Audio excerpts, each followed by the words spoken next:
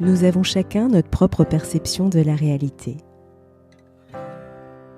Il suffit parfois de faire un pas de côté pour faire évoluer le regard que nous portons sur nous-mêmes, sur les autres et sur le monde.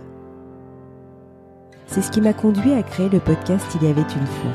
Je suis Sophie et je partage avec vous mes découvertes et mes rencontres pour mieux vous connaître, mieux vous comprendre et questionner votre point de vue. Si ces thématiques vous intéressent, je vous invite à vous abonner sur votre plateforme préférée. Dans une société de consommation qui nous vend quotidiennement la course au bonheur, nous sommes nombreux à nous fixer des objectifs et à mener cette course effrénée tant qu'ils ne sont pas atteints. Mais après, quand la sensation de plaisir diminue, que la saveur de la réussite disparaît et que le vide refait surface, que reste-t-il ? C'est quoi le bonheur pour vous ? Pour en parler, j'ai le plaisir de recevoir Julien Perron, qui se définit comme un chef d'entreprise intuitif, créateur des marques Innovation en éducation et C'est quoi le bonheur pour vous ? Il est aussi réalisateur, producteur, conférencier et auteur. Après son film à succès C'est quoi le bonheur pour vous ?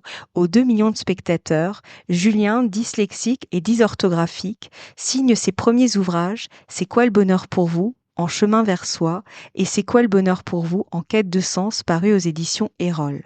Depuis plus de 20 ans, il multiplie les initiatives dédiées à la connaissance de soi, à l'éducation et au voyage, dans un seul et même objectif, semer des graines de bonheur, d'espoir et d'inspiration. Bonjour Julien et merci d'avoir accepté mon invitation. Avec joie, merci Sophie. Alors, tout a commencé par un film documentaire où tu as demandé à des scientifiques, des auteurs, des conférenciers, des philosophes, mais aussi des personnes inconnues, c'est quoi le bonheur pour vous? Qu'est-ce qui t'a conduit à te questionner sur le bonheur? Mais j'ai envie de dire, c'est le hasard, à part si on ne croit pas au hasard. Moi, je ne crois pas au hasard, donc je crois plutôt aux synchronicités. Alors, pour la faire bref, donc faut remonter à l'époque, en 2013. Donc moi, j'ai créé mon entreprise à 23 ans, j'en ai 45 aujourd'hui. Et donc, c'est une agence de communication qui est dédiée aux thérapeutes, qui s'appelle Néo Bien-être. Et donc, pendant cette activité, donc à l'époque, j'organisais des rencontres pour fédérer des thérapeutes entre eux dans 17 villes en France et dans des pays à l'étranger. Donc, je sillonnais la France tous les mois dans toutes ces villes. C'était très sympa. J'ai rencontré des milliers de thérapeutes. Et à un moment donné, je voulais faire ça au Canada, notamment au Québec, dans la partie francophone du Canada, parce que, ce qui est encore un peu le cas maintenant, on disait que le Québec avait 15 ans d'avance sur nous dans le domaine du développement personnel. Donc, je voulais vérifier ça par moi-même. Et donc, du coup, j'ai organisé une rencontre de thérapeutes sur place. C'était super sympa. Et puis, bah, pour des questions écologiques et parce que ça fait partie de mon lifestyle. Je me déplace 6 mois de l'année un peu partout dans le monde. J'avais décidé de rester un mois sur place. Et donc, du coup, bah, je me suis baladé dans la région du Québec. Et puis, un jour, j'ai dormi chez une jeune fille parce qu'il faisait moins 40 degrés. Il y avait du blizzard, une tempête de neige. Et donc, du coup, bah, on pouvait pas se balader, notamment dans la ville de Québec. Et donc, on a refait le monde ensemble. C'était super sympa. Et puis, en fin d'après-midi, dans la cuisine, dans sa cuisine, on était en train de discuter. À un moment donné, on parle du bonheur. Et je ne sais pas pourquoi. Alors, tu sais, moi, j'ai pris l'habitude d'écouter mon intuition depuis que je suis tout petit. Donc là, j'ai suivi une intuition. Donc, c'est vraiment pulsionnel, hein, c'est des millièmes de secondes. Et donc là, cette intuition me dit, propose-lui de la filmer, quoi, en gros. Et je dis, ça te dérange pas si je te filme avec mon téléphone pendant qu'on parle du bonheur? Donc, je ne savais vraiment pas du tout ce que je faisais, hein. Et donc, bah voilà. Et puis, elle me donne sa définition. Et le soir, bah, je me couche, je regarde mes petites vidéos, mes mails, etc. Je retombe sur cette vidéo et là, je suis parcouru de frissons, ce qui est un de mes canaux intuitifs. Et là, je me dis, waouh, en fait, c'est trop bien. Donc, je vais continuer à interviewer les gens au Québec parce que déjà, ils sont très accessibles, très sympas, hyper friendly. Et puis, on verra bien ce que ça donne.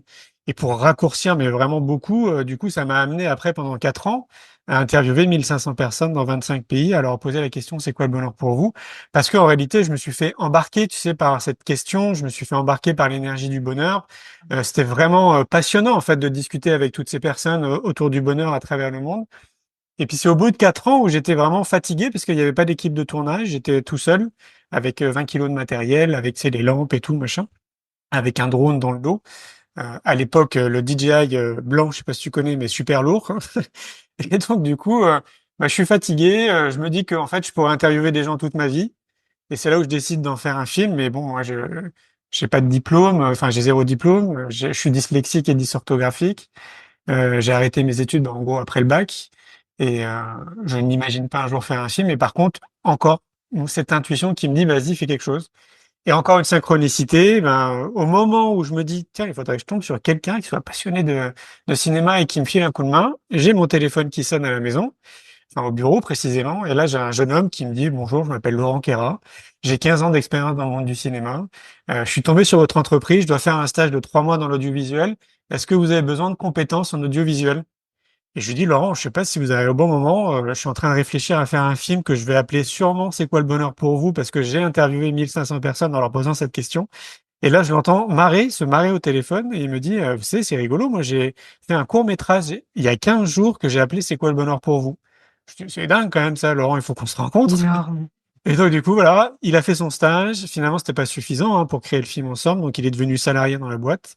Et en 9 mois, on a monté le film, on a créé une affiche, on a communiqué. Et boum, je me suis fait propulser dans 400 salles de cinéma. Le film a été vu par 1 million de spectateurs à l'époque dans les salles de ciné. Maintenant, il y a plus 1 million encore sur YouTube. Enfin, voilà, ce qui m'a amené à, à me lancer dans cette initiative, tu vois, en suivant une intuition, tout simplement. Ouais, C'est l'histoire de ma vie. En gros, je suis que mon intuition et ce qui est incroyable, c'est tout ce que je fais jusqu'à présent, c'est vraiment la résultante de mon intuition. Et du coup, tu vois, en 21 ans, on a impacté plus de 10 millions de personnes avec nos diverses activités juste en écoutant mon intuition. c'est génial. C'est Ouais. hyper inspirant en plus, enfin pour nos auditeurs, c'est génial quoi. Ça prouve que. Même moi, je me trouve inspirant sans me jeter de fleurs ou c'est pas du tout un trip égocentrique. C'est Oui. que j'ai conscience de là où je viens. Tu vois, j'ai commencé dans une chambre de bonne de 10 mètres carrés au 6e étage sans ascenseur à Paris. Je sortais d'une période où j'avais été SDF pendant 6 mois en plein hiver à Paris. J'avais pas de thunes, pas de diplôme, dyslexique, dysorthographique. Et je me dis à chaque fois, pourtant, j'avais pas du tout les cartes entre les mains, je ne croyais pas en moi, j'avais pas confiance en moi. Je me dis, putain, si moi j'ai réussi à faire ça, juste en étant qui je suis Mmh. finalement, parce C'est qu'en fait, ça, je mets à contribution qui je suis tout simplement, je me dis qu'en réalité, tout le monde peut le faire. Donc, c'est pour ça que je mets beaucoup d'énergie ces 10 dernières années dans l'éducation, parce que je me dis que tout part de là et qu'on peut accompagner les enfants à plus de savoir-être et de connaissance de soi, en fait. clairement. On en reparlera, mais c'est clair, ouais, ouais. Et justement pour toi, au gré de tes rencontres, des voyages que tu as pu faire et cetera, c'est quoi le bonheur? Alors, ça me fait marrer parce que, j'imagine, il est sorti en 2017, donc ça fait Oui, 7 ans. Si tu c'est sais ça. le nombre de fois on m'a posé la question. Je me doute. Déjà, à l'époque, quand je réalisais le film et quand j'interviewais les gens me disaient, mais vous allez devenir Monsieur Bonheur, mais c'est quoi le bonheur pour vous? Et je leur disais, attendez, je vous promets, je donnerai ma définition dans le film pendant le générique de fin, vous pourrez avoir ma définition. Ce qui est le cas, du coup, pour ceux qui veulent voir le film, il est sur YouTube en accès gratuit maintenant, vous tapez c'est quoi le bonheur pour vous? Et donc, je donne ma définition. Donc, je vais pas spoiler le film. Ce que je peux te dire, ce qui est très semblant, c'est que quand j'ai créé mon entreprise, donc dans cette chambre de bonne, j'avais 23 ans, je me posais plein de questions, je voulais impacter le monde positivement, mais je savais pas trop comment. Et je me suis posé des questions, notamment de c'est quoi mes besoins? J'ai besoin de quoi dans ma vie pour être heureux, en fait, pour tendre vers du bonheur, très clairement. Et donc, mes besoins n'ont pas changé, tu vois. Et donc, grosso modo, moi, je suis quelqu'un qui adore le contact, donc j'aime rencontrer les gens. Je suis extrêmement curieux de leur vie, donc voilà, le contact avec les gens, peu importe que ce soit en France ou à l'étranger. J'aime le voyage, ça fait partie, comme je te disais, de mon lifestyle. Je voyage 6 mois de l'année à travers le monde. La nature, tu me verras plus souvent sur les réseaux sociaux avec mon sac à dos en train de Oui, dormir sous ma tente en bivouac ou sur mon vélo. J'ai vraiment besoin de cette connexion avec la nature. C'est là où je me le sens vraiment vivant et pleinement vivant. L'amour, bien évidemment, l'amitié. Je me considère comme quelqu'un d'épicurien, donc je passe beaucoup de temps à cuisiner chez moi des bons plats colorés qui m'apportent de l'énergie, de la vitalité. Voilà, c'est ça en fait mes besoins, c'est mes réservoirs d'énergie, tu vois, pour être bien dans ma vie de tous les jours et pour être connecté à qui je suis en fait profondément. Donc c'est ça. c'est quelque part, c'est répondre à la question, c'est quoi le bonheur pour moi? Ouais, ouais, et puis c'est ça s'entretient, quoi. Oui, C'est oui, avec discipline. c'est ça, exactement. Et justement, si je fais lien avec tes 2 ouvrages, donc tu avais un premier ouvrage, «C'est quoi le bonheur?» en chemin vers soi, qui était plus, une reconnexion, j'allais dire, à son corps, à notamment prendre soin aussi de son hygiène de vie et cetera. Et là, tu as ton deuxième ouvrage qui vient de sortir, «C'est quoi le bonheur pour vous?» en justement en quête de sens, paru toujours, chez le même éditeur, les éditions Erol. Justement, là, dans cet ouvrage, tu proposes une vision holistique du bonheur. Est-ce que tu pourrais nous en dire un petit peu plus? Et comment ils se complètent entre eux? Parce que finalement, ils se complètent aussi ces 2 ouvrages. Oui, oui, ils sont vraiment complémentaires. Mon adage, c'est un esprit sain dans un corps sain. Donc avec le premier, C'est quoi le bonheur pour vous en chemin versant? On est plutôt vers le corps, comme tu le dis. Donc pour moi, on revient aux fondamentaux qu'on a tous oubliés, le sport, l'alimentation, le mouvement, la nature, les exercices de relaxation, de manière disciplinée. Donc tout ça vraiment intégré dans notre vie. Donc c'est très court, hein, ce que je dis, c'est développé Oui. sur 200 pages dans le livre. Et puis bah la suite, donc là il y a 80 pages de plus par rapport au premier, on est sur un format à 280 pages. C'est la partie de notre voyage intérieur, donc de notre monde intérieur. Donc là on parle de spiritualité, comment je disais, mince, d'intuition comme je te disais, d'amour, d'éducation parce que bah, comme je te le disais tout part d'éducation et de oui vraiment notre monde intérieur. Donc c'est vraiment la partie complémentaire au premier. C'est un beau voyage parce que je trouve qu'une grande majorité d'entre nous on prend pas le temps justement de prendre du temps pour nous, tout simplement, de se poser ne serait-ce que 10 minutes par jour, parce qu'on est confronté à nos pensées, on est confronté à tellement de choses, à notre vie, en fait, qui va très vite. En tout cas, la société nous fait croire que ça va très vite, mais on peut appuyer sur pause. Complètement. Et donc, c'est vraiment un appel à l'introspection, ce livre, où je rebats les cartes un petit peu du conditionnement de notre société, parce qu'on est conditionné à avoir un filtre et un regard sur ce que peut être l'éducation, le couple, l'amour, l'amitié, enfin, tellement de choses. Donc, je trouve ça intéressant de prendre du recul et se poser les bonnes questions. En tout cas, l'idée, c'est vraiment de générer des déclics et que les gens puissent réfléchir autrement que ce qu'on nous a imposé, en fait, dans nos sociétés respectives. Et notre monde intérieur, oui, c'est un esprit sain dans un corps sain. Donc, les deux ne sont pas déconnectables. Les deux sont vraiment connectés. Tu peux te concentrer, par exemple, sur ton corps, mais si tu oublies ton esprit, tu oublies quelque chose, en fait, très clairement. Les pensées positives, tout ça, ça se cultive. C'est comme un muscle. Tout ça, on nous l'a pas appris. Donc voilà, ce deuxième livre apporte toute cette dimension qui est vraiment essentielle, que moi je vis dans ma vie, bien évidemment, bah, depuis 45 ans, parce que, allez, 35 ans, parce que ma mère se plaît à dire que c'est à l'âge de 10 ans que j'ai commencé à cheminer vers moi, et de manière disciplinée, comme je te le dis, parce que c'est vraiment une discipline. Je sais que les gens détestent ce mot, la Ouais. discipline, mais c'est une obligation en fait. Vous pouvez appeler ça des rituels, c'est peut-être un peu plus joli, mais quoi qu'il arrive, il faut être discipliné dans si on a envie de prendre soin de soi, si on a envie de prendre son corps et de son état d'esprit, c'est une vraie discipline de vie, encore plus dans la société dans laquelle on vit. Oui. Ouais et puis même la discipline, tu l'as aussi, ben, je pense en plus toi qui es entrepreneur pour aussi créer des projets. Bien Si sûr. tu es pas discipliné, c'est pareil pour réaliser vraiment tes rêves, réaliser vraiment ce que tu souhaites, ça demande aussi de la discipline, même si c'est un mot qui peut faire peur. Bien évidemment. Et c'est ça qui est génial, c'est que à partir du moment où tu as trouvé tous les outils qui sont bons pour toi, que tu les appliques justement de manière disciplinée, bah, bien évidemment, tu transposes ça après dans le monde de l'entreprise, que tu sois salarié ou chef d'entreprise. Moi, je le vois. Ça a un impact, bien évidemment, dans ma société. Je suis pas né chef d'entreprise, hein, tu as bien compris, j'ai pas de diplôme, donc il a fallu que je comprenne un peu les mécanismes de ce que c'est d'être chef d'entreprise à tous les niveaux. Au début, tu fais un peu tout, quoi, la com, la compta, etc.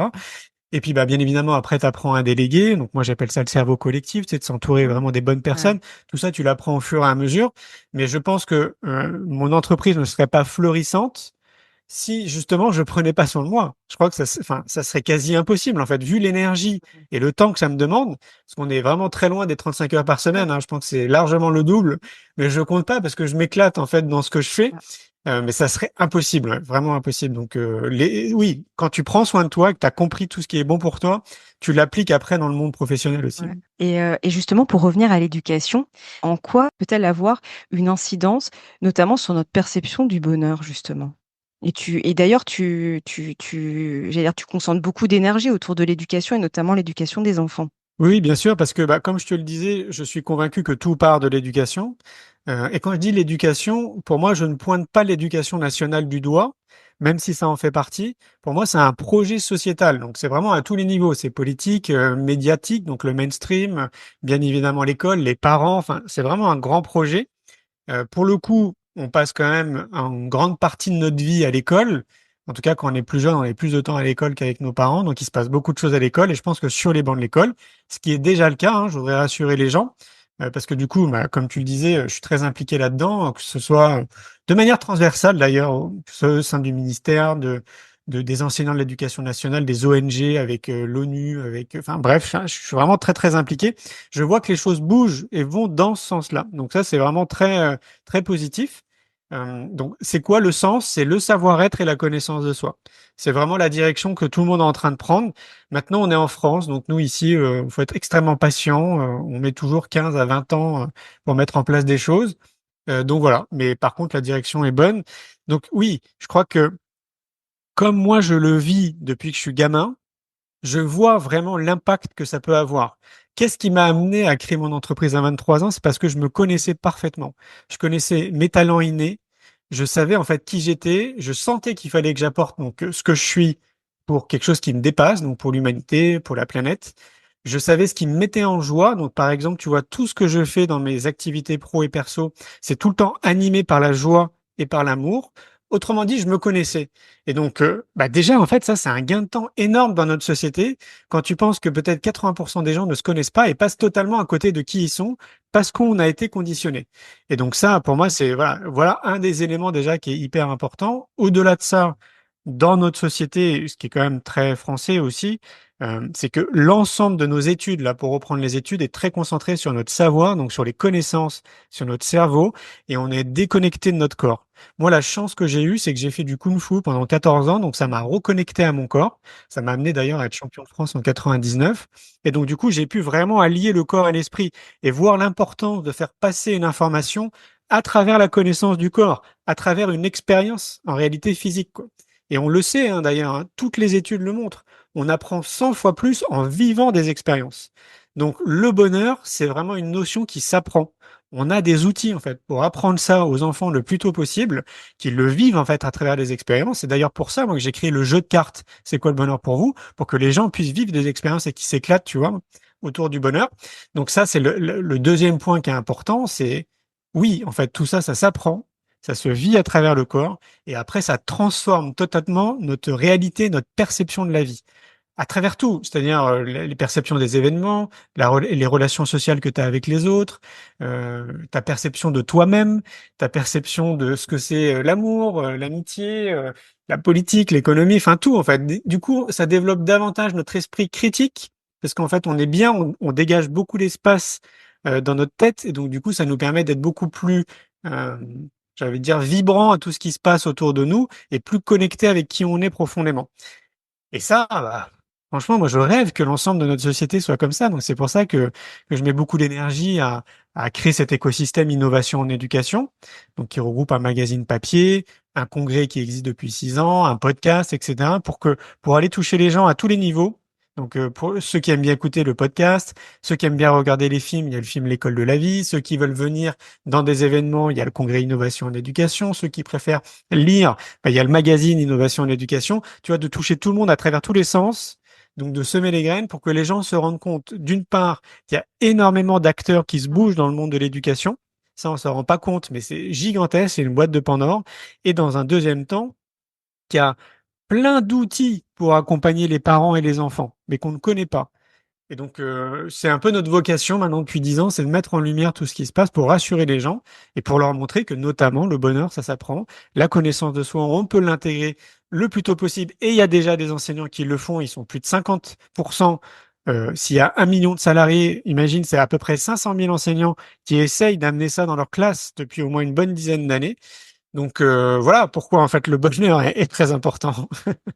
Ouais, mais complètement. Et c'est vrai que tu en parles dans ton ouvrage, tu abordes donc plusieurs choses, mais notamment, bah, je reviens à cette connaissance de soi, tu en parles, et aussi ce retour au corps. Je fais le lien avec l'intuition. Finalement, c'est ce que tu disais, toi, par exemple, ça se matérialise par les frissons que tu as, enfin, qui te confirment que, ouais, je suis sur le bon chemin, entre guillemets. En fait, c'est tout ça. Et d'ailleurs, tu abordes notamment dans ton deuxième ouvrage, tu parles de la spiritualité. C'est une des escales de ton livre. Et Oui. justement, en quoi, j'allais dire l'invisible, subtil, peut-il nous soutenir justement sur ce chemin vers le bonheur? Parce que finalement, c'est un chemin aussi. Oui. C'est, un état Ah d'être oui. finalement plus qu'un comme tu le dis, c'est d'abord être et ensuite avoir et non l'inverse, quoi. Oui, alors je te rejoins, c'est un vrai chemin et toute une vie, hein, j'ai l'impression, parce que tu vois, même moi, si j'ai commencé très tôt, je suis tout le temps en période d'apprentissage, j'ai envie de dire, tous les jours. Je dis très souvent que la vie, c'est un peu comme une formation continue. Et donc, pour faire le point avec ce que tu dis, c'est que euh, si on nous apprenait le plus tôt possible à nous connecter à notre partie intuitive, ça changerait totalement le game. Je t'explique pourquoi. On va définir en fait ce que c'est l'intuition et après on va parler de la spiritualité. En fait, ce que je veux dire, c'est que l'intuition, c'est quelques millièmes de seconde, ok? C'est-à-dire, en fait, c'est quelque chose qui est totalement irrationnel. Ça dure des millièmes de secondes, on ne sait pas trop ce que c'est et on l'écoute pas parce qu'on nous a pas appris à l'écouter. Pour certains, ça va être de l'ordre de la spiritualité parce qu'on ne sait pas ce que c'est immatériel. C'est vrai? Par contre, on a tous vécu une chose. On a tous vécu une fois, ah, je l'ai senti, ah, je me doutais. Ah, putain, pourquoi je me suis pas écouté? Ça, on l'a tous vécu au moins une fois, ok? Bon, bah, pour certains aussi, ça, c'est de l'ordre de la spiritualité. C'est irrationnel, tu vois, on comprend pas, quoi. Ben, moi, j'ai appris à écouter ça depuis que je suis gamin, comme un muscle. Donc en fait, je m'amuse avec tous les jours. Je dis bien, je m'amuse parce que pour moi, il faut que ce soit un jeu. Donc des fois, j'essaie de deviner des choses. Quand si je ressens quelque chose, comme je te disais, des frissons, je les écoute. Enfin, tellement de choses. Donc ça, j'en parle dans le livre. La spiritualité en elle-même, pourquoi elle est importante? Parce que j'ai remarqué, alors moi je suis pas du tout chrétien ou bouddhiste ou quoi que ce soit d'ailleurs, je suis pas je prône pas une religion quoi grosso modo, mais je trouve que justement on fait une erreur en associant la spiritualité à un mouvement religieux.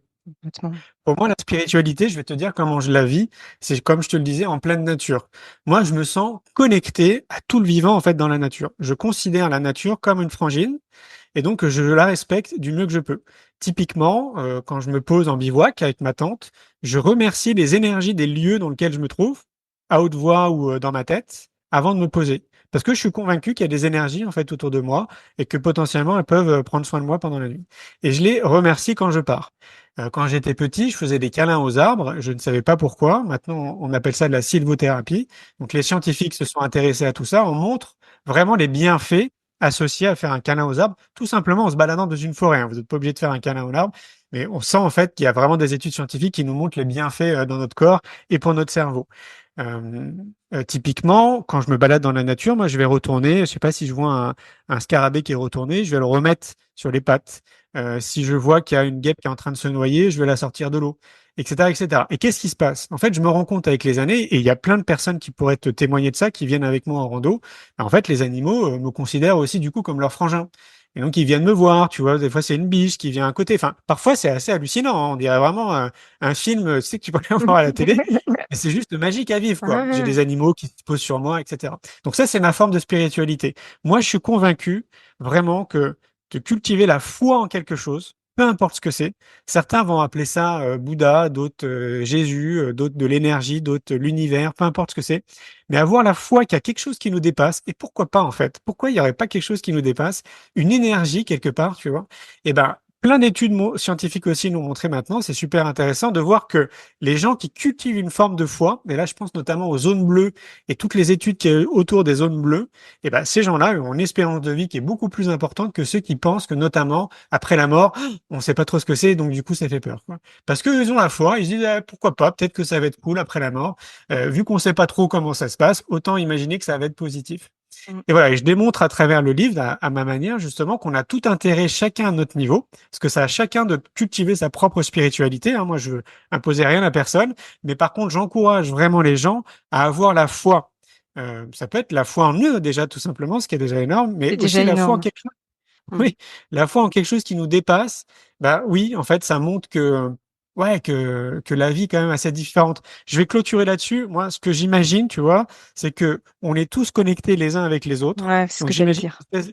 Ouais. ouais, tu vois, une espèce de fil Mm. d'Ariane en fait qui nous connecte les uns avec les autres. Pour moi, ce fil, c'est l'amour. Je vois une belle énergie d'amour et je suis convaincu parce que je le vis du coup, donc je peux le certifier. Mm. Quand je prends soin de moi, quand je prends soin de mon corps et de mon esprit, je prends soin des autres parce que je suis connecté avec les autres, tous les êtres vivants sur notre planète. Une fois qu'on a capté ça, on comprend qu'on a une responsabilité citoyenne, chacun et chacune, de prendre soin de soi en priorité avant tout le reste, avant notre femme, avant notre mari, avant nos enfants, avant notre entreprise, D'accord. de chacun trouver les bons outils pour être bien, en fait, pour être bien dans notre corps et bien dans notre tête, dans notre vie de tous les jours.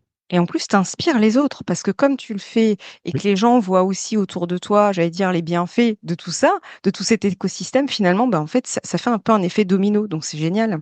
exactement, ouais. Tout à fait, quoi. Et croire en quelque chose qui nous dépasse, comme je te le disais tout à l'heure, bah, l'intuition en fait partie. Comme on ne nous a pas appris à écouter l'intuition, une fois de plus, il y Ah en a oui. plein qui prennent ça pour quelque chose d'ésotérique, qui est pas accessible en fait à tout le monde, alors que non, on a tous cette possibilité, on est tous câblés en gros de la même manière, on a toutes et tous la même machine biologique, c'est-à-dire qu'on part tous à peu près avec le même bagage, mais comme on nous l'a pas appris, une fois de plus, tout ça, ça se développe. Alors, Mmh. je veux pas faire une pub, mais en fait, c'est le seul truc qui me vient à l'esprit. Il y a un organisme, c'est le seul que je connais, et j'en parle d'ailleurs dans le bouquin. C'est à Paris. L'institut s'appelle Iris, comme l'iris des yeux. Mmh. C'est C'est le vrai. seul institut qui forme justement les Ouais, gens à se connecter à leur intuition. Je trouve c'est ça dingue. génial. J'y Ouais, suis c'est jamais allé, génial. donc Je Ouais, sais pas ce qu'ils font, mais je sais ouais. qu'ils sont très sérieux. Laurent Gounel Ouais, mais c'est ce a que je été voulais dire. justement là-bas. Ouais, Ouais, voilà. Donc ouais, bon, bah moi j'ai envie de leur faire confiance. ouais.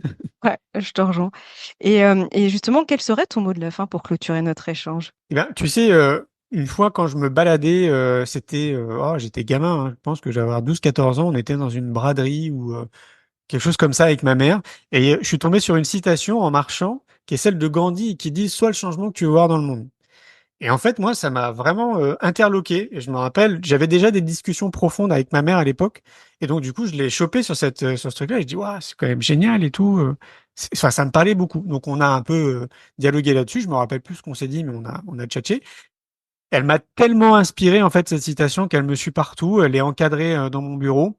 Parce que je trouve, parmi plein de citations, moi, je trouve les citations vraiment tellement puissantes. D'ailleurs, j'en ai mis plein Clairement. dans mon bouquin. Parce que je trouve que c'est des catalyseurs, tu vois, ça peut être un générateur de déclic absolu. Moi, j'en ai plein chez moi aussi. Et donc, cette citation, pour moi, c'est la citation. C'est-à-dire que soit le changement que tu veux voir dans le monde, elle résume vraiment tout. Mmh. Face à une société et des gens qui attendent de l'extérieur, en fait, que les choses changent, de la politique, de l'économie, de la pharmacopée, de l'agroalimentaire, de qui vous voulez, en fait, de notre femme, de notre mari, de nos enfants, peu importe ce que c'est. On attend toujours de l'extérieur. C'est Et ça. fondamentalement, comme moi je le vis, je peux vous le dire, à partir du moment où toi tu changes de l'intérieur, bon, en réalité, ton monde y change. Mmh, Donc, si tu complètement. as envie, c'est peut-être un peu basique hein, ce que je dis, mais c'est tellement vrai. Si tu veux que ton monde à toi soit rempli d'amour, bah, commence-toi déjà à incarner l'amour. Mmh. Envoie de l'amour dans tout ce que tu fais. Mets des tickets amour sur tes bouteilles d'eau.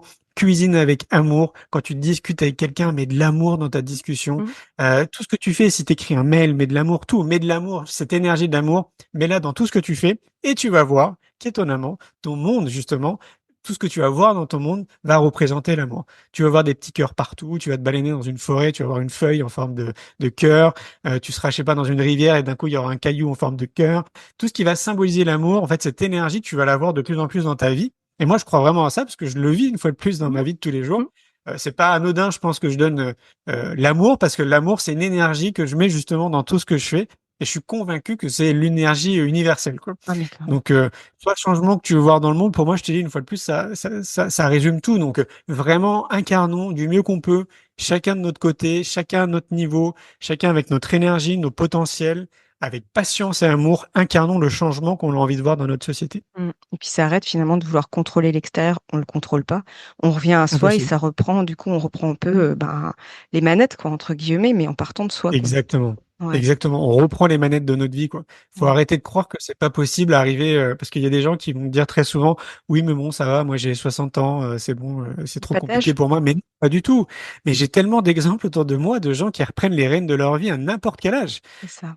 Et encore plus dans les zones bleues. C'est des zones, moi, qui m'intéressent beaucoup avec ces centenaires, tu sais, qui vivent jusqu'à Mmh, 120 ans, mais ils sont tellement inspirants, en fait, mmh, ces gens, quoi. complètement. Donc non, on peut vraiment commencer le plus tôt possible, du coup, c'est ce que je souhaiterais. Et puis surtout, si ça nous parle, reprendre les rênes de notre vie à n'importe quel moment.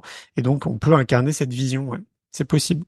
Bah, merci en tout cas pour notre échange, Julien, c'était vraiment un plaisir Avec joie. et j'encourage nos auditeurs, qui voudraient, aller plus loin, découvrir ton ouvrage «C'est quoi le bonheur pour vous? En quête de sens», paru aux éditions Erol et il y aura ce lien sous ce podcast. Donc encore un grand merci. Merci beaucoup, Sophie.